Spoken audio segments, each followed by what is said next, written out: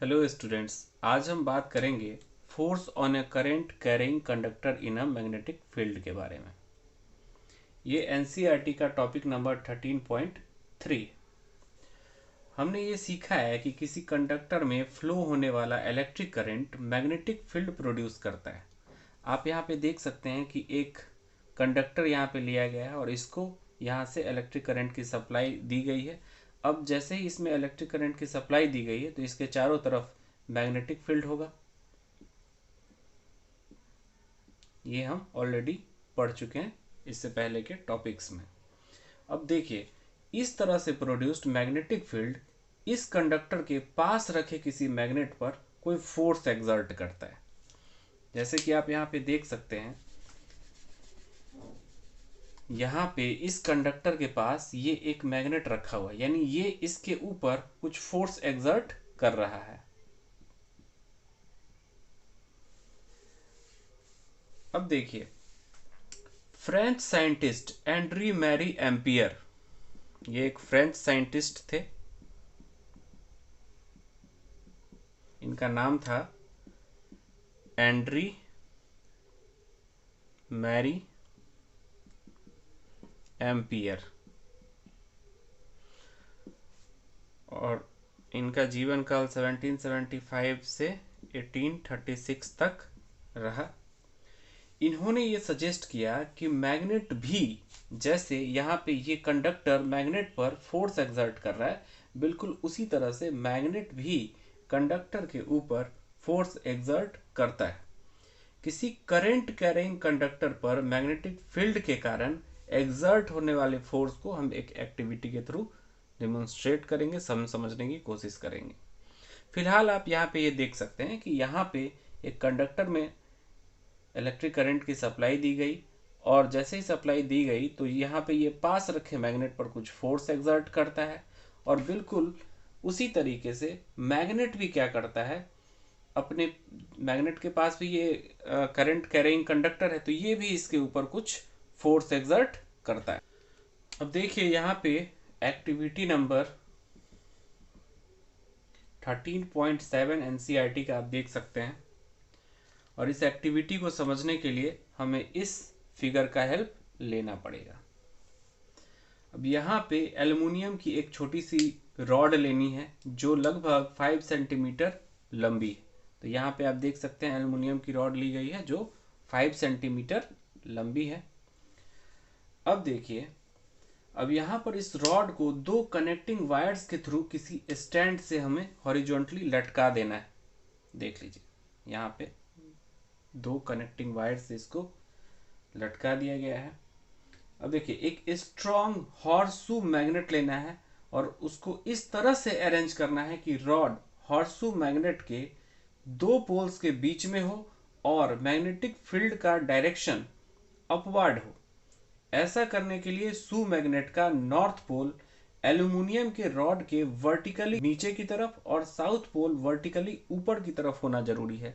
आप यहाँ पे देख सकते हैं, इस तरह के मैग्नेट को बोलते हैं हॉर्स शू मैग्नेट।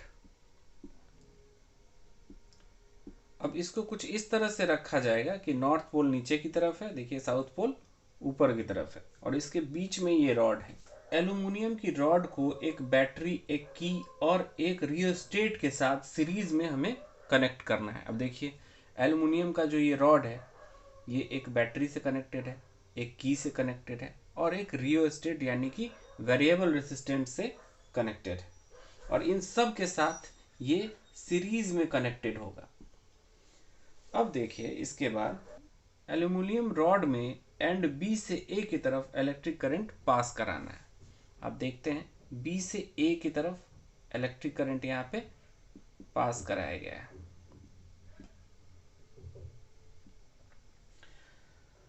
अब देखिए, यहाँ पे आपको क्या देखने के लिए मिलता है, आप क्या ऑब्जर्व कर पाते हैं। तो हम ये यहाँ पे देखते हैं कि इलेक्ट्रिक करंट पास होते ही रॉड जो है वो लेफ्ट साइड में डिस्प्लेस हो जाती है। रॉड लेफ्ट साइड में क्या होगा, डिस्प्लेस हो जाएगा। जैसे ही करंट हम पास कराएंगे बी से ए की तरफ तो रॉड लेफ्ट साइड में, कौन से साइड में, लेफ्ट साइड में डिस्प्लेस हो जाएगा। अब देखिए, अब रॉड में पास होने वाले इलेक्ट्रिक करंट का डायरेक्शन रिवर्स कर देना है ना। यानी कि अब जो पहले बी टू ए करंट हम पास करा रहे थे, अब हम क्या करेंगे, इस करंट का डायरेक्शन ए टू बी कर देंगे, कुछ इस तरह से। अब देखिए इससे क्या होगा, अब रॉड के डिस्प्लेसमेंट को आप देखेंगे तो रॉड का डिस्प्लेसमेंट अब की बार राइट साइड में होगा। यानी कि जैसे ही हमने क्या किया, करंट का डायरेक्शन चेंज किया, तो क्या हुआ, रॉड का डिस्प्लेसमेंट का डायरेक्शन भी चेंज हो गया। पहले लेफ्ट साइड के तरफ हुआ, और जैसे ही हमने करंट का डायरेक्शन चेंज किया तो ये राइट साइड की तरफ डिस्प्लेस हो गया। तो हमें यहाँ पे ये समझना है कि रॉड डिस्प्लेस क्यों हुआ, यानी कि रॉड के डिस्प्लेस होने का रीजन यहाँ पर क्या है।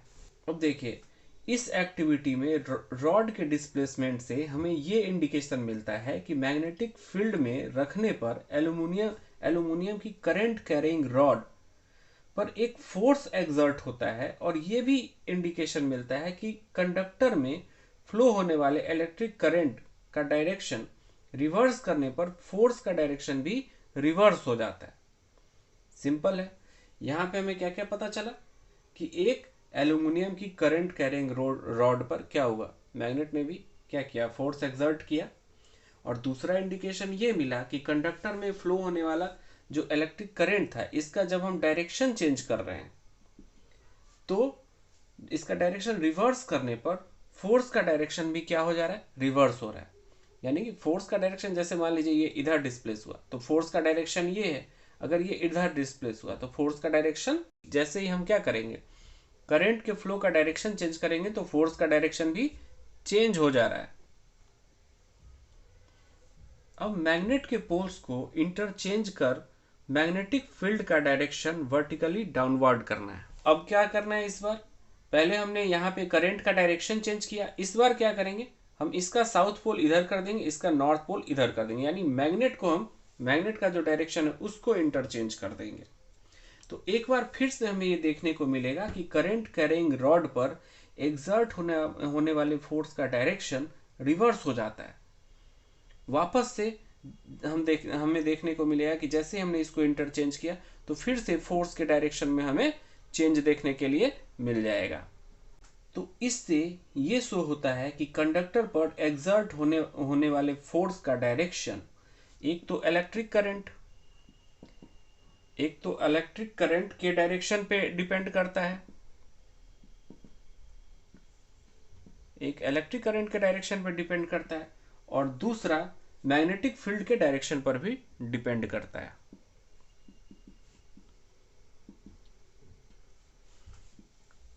यहां पे एक बार आपने देखा हमने क्या किया, करंट को इंटरचेंज कर दिया तो फोर्स का डायरेक्शन चेंज हो गया। एक बार हमने क्या किया, मैग्नेट को इंटरचेंज किया तो क्या हो गया, मैग्नेटिक फील्ड का डायरेक्शन हमने बदल दिया तो वहां भी फोर्स का डायरेक्शन चेंज हो गया। अब देखिए, एक्सपेरिमेंट्स के थ्रू यह देखा गया है कि रॉड में जो डिस्प्लेसमेंट होता है वो उस टाइम सबसे ज्यादा होता है, उस समय सबसे हाईएस्ट अपने पीक पे होता है जब इलेक्ट्रिक करंट का डायरेक्शन मैग्नेटिक फील्ड के डायरेक्शन के बिल्कुल राइट एंगल, जब भी मैं राइट एंगल बोलूं या परपेंडिकुलर बोलूं, दोनों का मीनिंग एक ही है, कुछ इस तरह से। तो ध्यान से इस चीज को समझिए, एक्सपेरिमेंट्स के थ्रू यह देखा गया है कि रॉड में डिस्प्लेसमेंट उस टाइम लार्जेस्ट होता है जब इलेक्ट्रिक करंट का डायरेक्शन मैग्नेटिक फील्ड के डायरेक्शन के परपेंडिकुलर होता है ना। यानी कि जब करंट का डायरेक्शन, मैग्नेटिक फील्ड का डायरेक्शन दोनों एक दूसरे के परपेंडिकुलर होगा या राइट एंगल पे होगा, दोनों कह सकते हैं, तो इस समय डिफ्लेक्शन जो होता है ना वो मैक्सिमम होता है।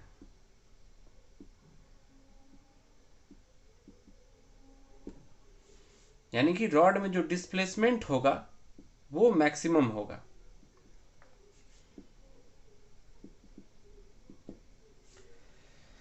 ओके, अब देखिए, ऐसे कंडीशन में कंडक्टर पर एक्सर्ट होने वाला फोर्स का डायरेक्शन हम बहुत ही आसानी से पता कर सकते हैं। इसके लिए हमें बस एक सिंपल से रूल को अप्लाई करने की जरूरत है। तो चलिए देखते हैं वो कौन सा रूल है जिसको अप्लाई करके हम आसानी से कंडक्टर पर एग्जर्ट होने वाले फोर्स का डायरेक्शन पता कर सकते हैं। तो देखिए, इससे पहले की एक्टिविटी में हमने इलेक्ट्रिक करंट के डायरेक्शन और मैग्नेटिक फील्ड के डायरेक्शन को परपेंडिकुलर रखकर ऑब्जर्व किया था और ये पाया था कि कंडक्टर पर एग्जर्ट होने वाले फोर्स का डायरेक्शन इन दोनों के परपेंडिकुलर होता है, यानी इसके भी परपेंडिकुलर होगा और इसके भी परपेंडिकुलर होगा, यानी कि ये कोई तीसरा कुछ इस तरीके से होगा।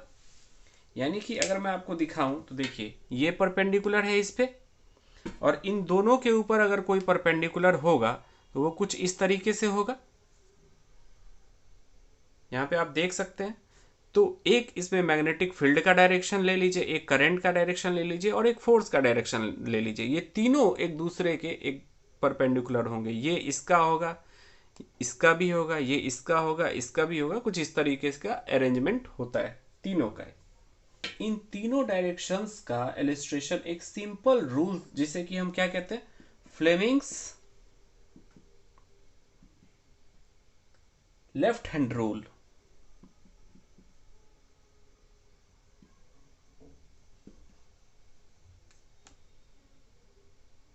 ओके, इससे हम बहुत ही आसानी से इन तीनों का इलस्ट्रेशन, इन तीनों को आसानी से हम समझ सकते हैं, कोई प्रॉब्लम नहीं आएगा। अब देखिए, इस रूल के अकॉर्डिंग अपने लेफ्ट हैंड के 4 फिंगर को आपको निकालना है ना। मिडिल फिंगर को लेना है और थंब को लेना है, यानी कि आपको इन तीनों को लेना है कुछ इस तरीके से।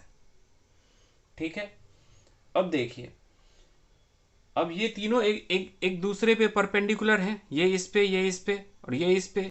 अब देखिए, अब यहां से यदि 4 फिंगर मैग्नेटिक फील्ड के डायरेक्शन और मिडिल फिंगर कंडक्टर में फ्लो होने वाले करंट के डायरेक्शन की तरफ पॉइंट करता है, तो हमारा जो थंब है वो कंडक्टर के मोशन का डायरेक्शन या कंडक्टर पर एग्जर्ट होने वाले फोर्स का डायरेक्शन इसके ऊपर पॉइंट करेगा। यानी कि अगर ये मैग्नेटिक फील्ड है, राइट, मैं इस पे पॉइंट कर देता हूं। मान लीजिए ये एम फॉर मैग्नेटिक फील्ड, याद रखिएगा, और ये मान लीजिए करंट का डायरेक्शन हो गया, तो ये क्या होगा, ये फोर्स का डायरेक्शन होगा। अब देखिए, इलेक्ट्रिक मोटर, इलेक्ट्रिक मोटर या फिर जनरेटर ले लीजिए, इलेक्ट्रिक जनरेटर ले लीजिए, लाउड स्पीकर ले लीजिए, माइक्रोफोन ले लीजिए,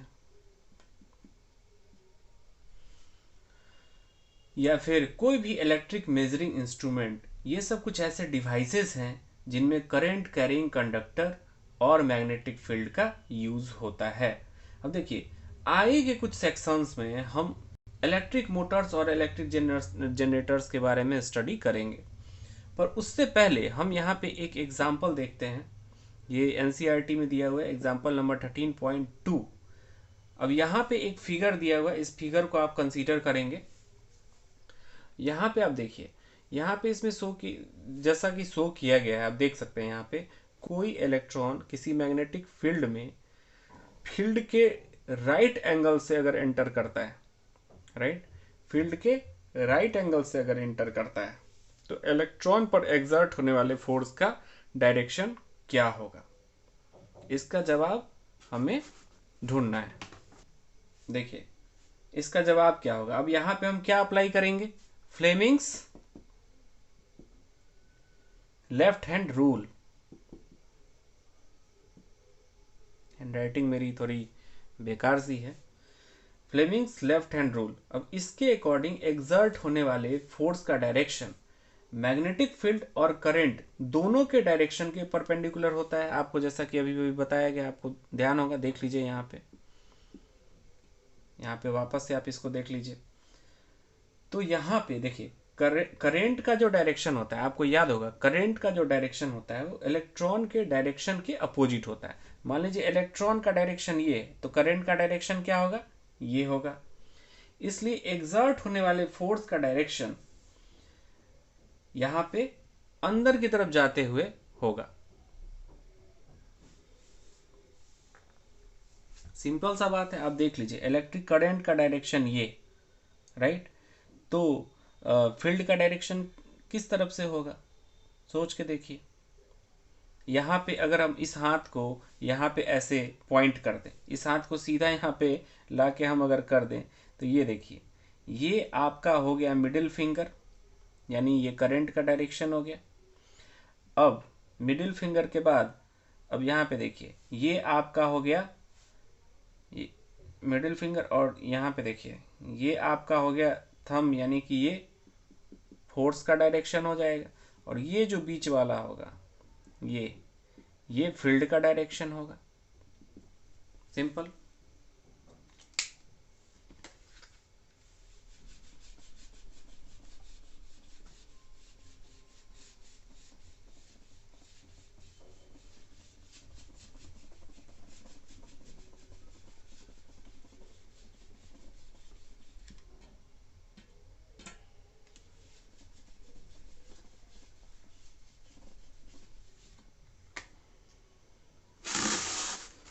अब हम जान लेते हैं कुछ नॉलेजेबल बातें, या फिर ये ऐसा कह सकते हैं कि इन प्रॉपर्टीज का एप्लीकेशन, बेहतरीन एप्लीकेशन क्या है हमारे लाइफ में।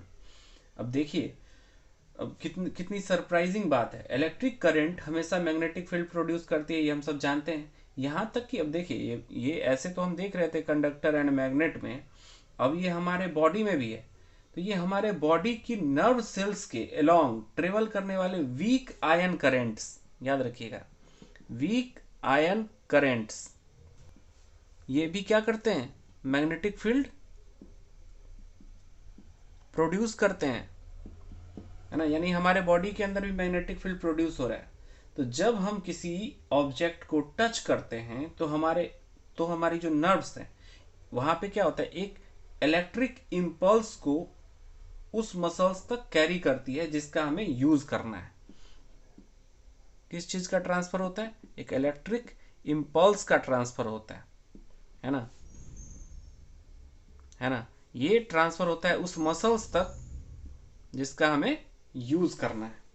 अब देखिए, ये इंपल्स एक टेम्पोररी मैग्नेटिक फील्ड प्रोड्यूस करता है। अब ये जो इंपल्स है, ये क्या करेगा, एक टेम्पोररी मैग्नेटिक फील्ड प्रोड्यूस करेगा ये। अब ये देखिए, ये फील्ड बहुत ही वीक होते हैं, और अर्थ के मैग्नेटिक फील्ड के कंपैरिजन में ये 1 बिलियंथ पार्ट के इक्वल कह सकते हैं, या आसपास कह सकते हैं, अबाउट 2 कह सकते हैं, आसपास ही होगा। अब देखिए, ह्यूमन बॉडी के 2 मेन ऑर्गन जिनमें मैग्नेटिक फील्ड प्रोड्यूस होता है, वे कौन कौन से इंपॉर्टेंट ऑर्गन है, देखिए। एक है हमारा हार्ट,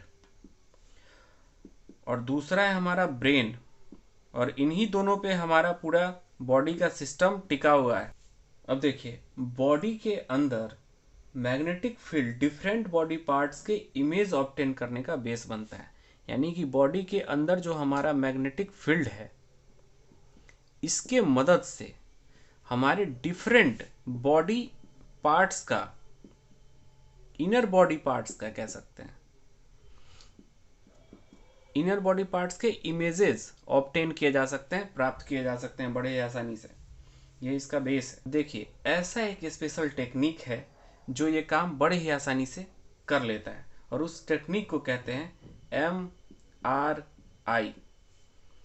अब इसका फुल फॉर्म क्या होता है, ये देखिए, इसका फुल फॉर्म होता है मैग्नेटिक रेजोनेंस इमेजिंग। इसी को कहते हैं MRI, है ना। अब देखिए, इसके यूज के थ्रू बड़े ही आसानी से बॉडी के इनर पार्ट्स के इमेजेस निकालना पॉसिबल है। लोगों का इलाज करने में ये काफ़ी हेल्पफुल साबित हुआ है। इससे जो इमेजेस मिलते हैं वो मेडिकल डायग्नोसिस में, मेडिकल एनालिसिस में काफ़ी हेल्पफुल होते हैं, जिससे कई सारे लोगों की जान बचती है। तो इस तरह से मेडिकल साइंस में मैग्नेटिज्म का एक इम्पॉर्टेंट यूज़ है। अब देखिए, MRI, आपके मन में ये सवाल उठ रहा होगा कि होता कैसा है। हो सकता है आप में से कई सारे बच्चों ने कभी देखा भी हो। देखिए, मैं आपको दिखाता हूँ MRI। ये देखिए, यहाँ पे आप ध्यान देंगे थोड़ा सा। देखिए कुछ इस तरह का होता है, यहाँ पे एक टेबल होता है, यहाँ पे पेशेंट को लिटा दिया जाता है और इसके थ्रू पेशेंट इसके अंदर चला जाता है ना। और चारों तरफ रेडियो फ्रीक्वेंसी कॉइल लगे हुए होते हैं, कुछ ग्रेडियंट्स कॉइल लगे हुए होते हैं, मैग्नेट्स लगे होते हैं, स्कैनर्स लगे होते हैं, और इस तरह से यहाँ से पूरे बॉडी को स्कैन किया जाता है। तो इस तरह से हमने ये जाना कि कैसे मैग्नेटिज्म हमारे लिए हेल्पफुल है। तो मिलते हैं नेक्स्ट वीडियो में किसी नए टॉपिक के साथ। वीडियो के ज़्यादा से ज़्यादा शेयर एंड सब्सक्राइब करें ताकि ज़्यादा से ज़्यादा बच्चे कॉन्सेप्ट्स को समझ पाएँ, क्लास 10th में अच्छे मार्क्स ला पाएँ, जीवन में कुछ अच्छा कर पाएँ, लाइफ में कुछ अच्छा कर पाएँ। Thank you.